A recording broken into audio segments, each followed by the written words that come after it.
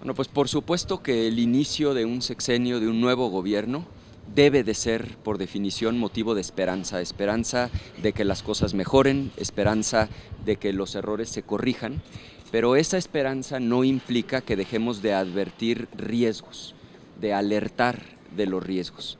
Y nosotros identificamos algunas bombas de tiempo que le heredó el gobierno anterior a la administración que ahora encabeza la doctora Claudia Sheinbaum.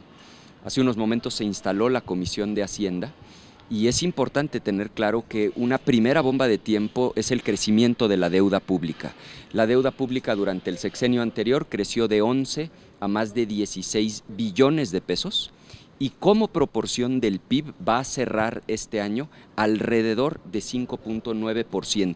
Esto es el déficit fiscal, es decir, endeudamiento más alto en los últimos 36 años. Y como están agotados prácticamente todos los fondos de reserva, pues ahí hay una bomba de tiempo que lamentablemente heredó el gobierno de la doctora Claudia Sheinbaum de la administración anterior.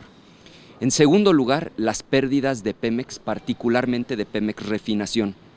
Durante el sexenio anterior, Pemex Refinación perdió más de 980,000 millones de pesos. Es una tendencia absolutamente insostenible para el país. Se tendrá que hacer cargo la nueva administración de esa herencia. Y bueno, por supuesto que nosotros en este sentido celebramos el anuncio de la nueva presidenta de que México empiece ya una transición seria hacia las energías renovables. Entonces termino como empecé. Por supuesto que hay esperanza de que las cosas mejoren, de que las cosas cambien, de que las decisiones se tomen basadas en evidencias y no en ocurrencias, pero también es nuestra responsabilidad señalar las bombas de tiempo que recibió esta administración del gobierno anterior y, por supuesto, manifestar nuestra disposición para que podamos resolver estos problemas de manera conjunta.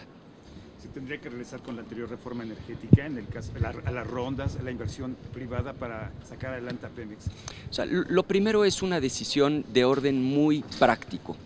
Pemex gana dinero cuando extrae petróleo y lo vende, por una razón muy sencilla, porque extraerlo, un barril, cuesta alrededor de $14 y se vende en más de $60. Por eso cuando Pemex extrae un barril de petróleo y lo vende, gana dinero. Pero Pemex pierde muchísimo dinero con esta ocurrencia de la refinación.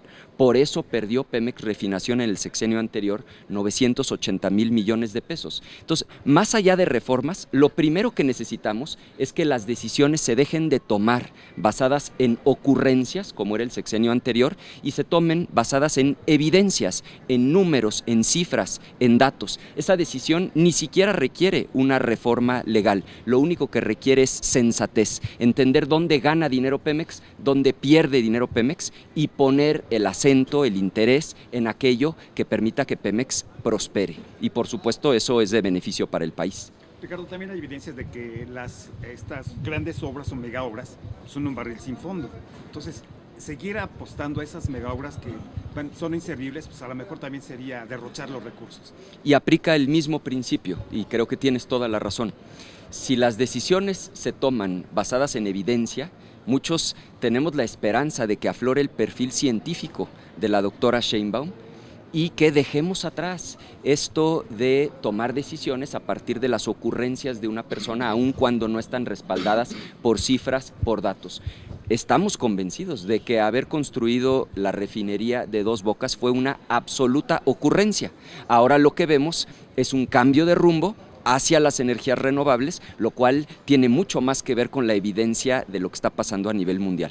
Senador, el día de ayer toda la oposición en sus posicionamientos estaban en el entendido de este diálogo, de esta apertura con el nuevo gobierno. Sin embargo, la presidenta no hizo alusión a este tema de la unidad o de alguna reconciliación. ¿Sería una mala señal para la oposición el que no se les haya tomado en cuenta? Es por supuesto temprano, apenas es el primer día del gobierno como para sacar conclusiones, pero es cierto, quienes estuvimos ahí en el Palacio Legislativo de San Lázaro fuimos testigos de que el énfasis no se puso ni en la pluralidad, ni en el diálogo, ni en los acuerdos. El énfasis se puso más bien en la continuidad del gobierno. Los símbolos importan, el discurso abrió con referencia a uno de los eventos más polarizantes de la historia moderna del país, como lo fue el desafuero, y cerró con un viva la cuarta transformación. Es un poco como si Vicente Fox hubiera cerrado su primer discurso con un viva acción nacional. Entonces, por supuesto que ahí hay señales preocupantes, pero también es cierto que es temprano para sacar una conclusión.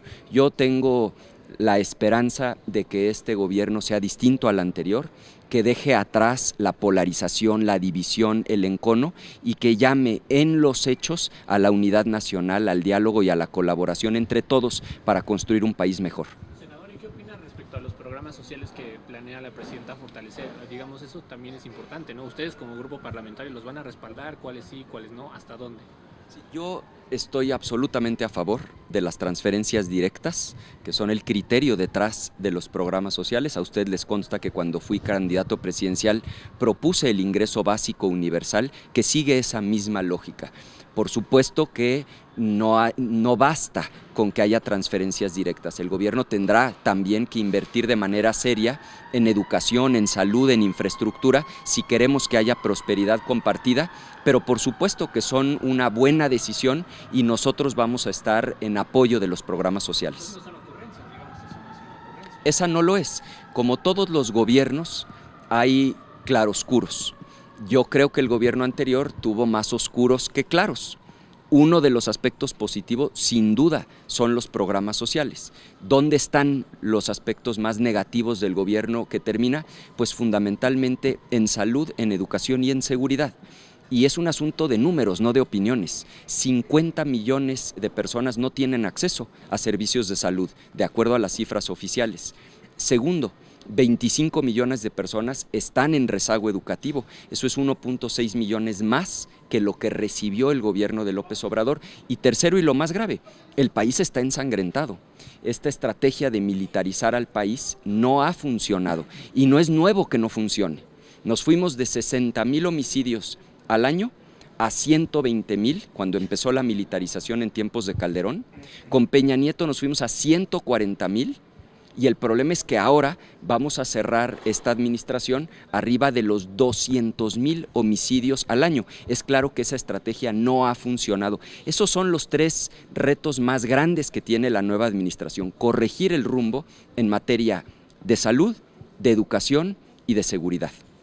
Ricardo, en el caso de Sinaloa, Culiacán concretamente, se habla de que es necesario que se aparte el gobernador Rubén Rocha Moya para que de alguna manera también haya pues, un elemento de pacificación. Sí, creo que lamentablemente el problema es muchísimo más profundo que la separación de una persona. Ojalá con separar a una persona se resolviera el problema de violencia que tenemos en el país. Lo que está pasando en Sinaloa es gravísimo, pero no es exclusivo de Sinaloa. Es decir, el sexenio que termina es el sexenio más violento en la historia moderna del país. No hay otro sexenio con más de 200,000 homicidios en la administración completa. Por otro lado, en relación a lo que comentabas de la unidad, yo creo que todo el país le agradecería a la presidenta tratar de acabar con el encono y la división y encauzar nuevamente al país hacia la pacificación, porque hay que recordarle, como tú comentabas, que es presidenta de todos, no nada más de una fracción. Esa creo que es la esperanza de todas y de todos los mexicanos, que esta nueva administración deje atrás el discurso de división, de polarización, de encono y sea un nuevo comienzo en donde se llame a la unidad nacional, en donde todos pongamos la parte que nos corresponda para que le vaya bien al país. Ojalá que así sea. Una última cuestión de mi parte. ¿Qué opinión te merece ese beso que le da Claudia Sheinbaum a Manuel Velasco en la Cámara de Diputados? No lo vi. No lo vi. Pero se acerca y le da un beso en la mano a Manuel Velasco. No, preferiría no opinar de algo que no vi, no ubico eso. Ahorita me informo. En el caso de Guanajuato, ¿qué opinión le merece? La violencia también está desbordada. El fin de semana, un alto índice. Por eso justamente cuando me preguntan por Sinaloa, lo que yo respondo es que el problema de violencia es un problema generalizado en la República Mexicana.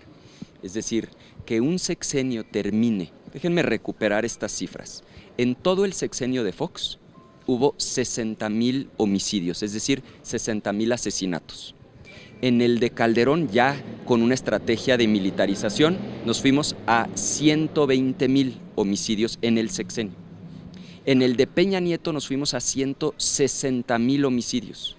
Este sexenio que concluyó está terminando arriba de los 200,000 homicidios. Entonces, efectivamente, el problema no es 1, 2 o 3 estados, es un problema generalizado de una estrategia que no ha funcionado.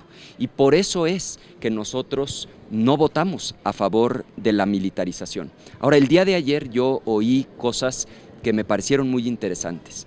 Se habló de inteligencia, 1, se habló de más investigación, 2, y se habló, 3, de coordinación con policías estatales y municipales. Ojalá eso se haga realidad, porque eso podría implicar un cambio de rumbo. Mientras sigamos haciendo lo mismo, no vamos a obtener resultados diferentes, y es claro que hoy el país no está en paz y que la violencia está desbordada. Entonces, la propuesta de la doctora Claudia Sheinbaum es positiva, la respalda y consideraría usted que podría funcionar para la estrategia de seguridad. Dentro de lo que ayer escuchamos, otra vez hay claroscuros. No me gusta que se doble la apuesta en términos de la militarización, hay algunos párrafos en ese sentido, pero me parece un acierto que se hable de más inteligencia, más investigación y más coordinación con estados y municipios. Ojalá el acento esté en lo segundo y no en lo primero. Y partidizar también la seguridad, ¿no? Pues empezamos a partidizar la seguridad en estados, que uno sí se combate, otros no, pues nunca se va a llegar a nada.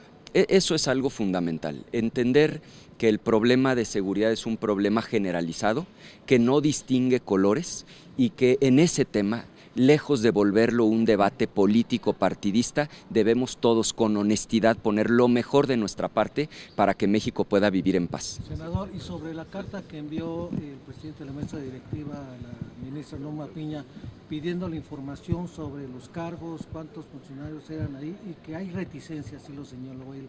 ¿Qué opina usted de que no le quieren dar esta información para que se empiece a armar lo de la elección popular?